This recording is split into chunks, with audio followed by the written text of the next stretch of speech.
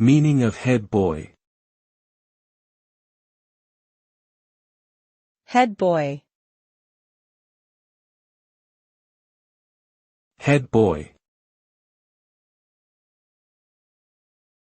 Head boy. Head boy. The term head boy typically refers to a prestigious position within a school's student body where a male student is elected to lead and represent his peers. The head boy is usually seen as a role model and is expected to uphold the school's values while promoting positive behavior and academic excellence.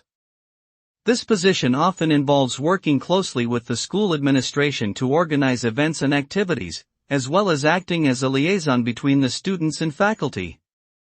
Being selected as head boy is considered an honor and can be an important achievement for those who aspire towards leadership roles in their future endeavors.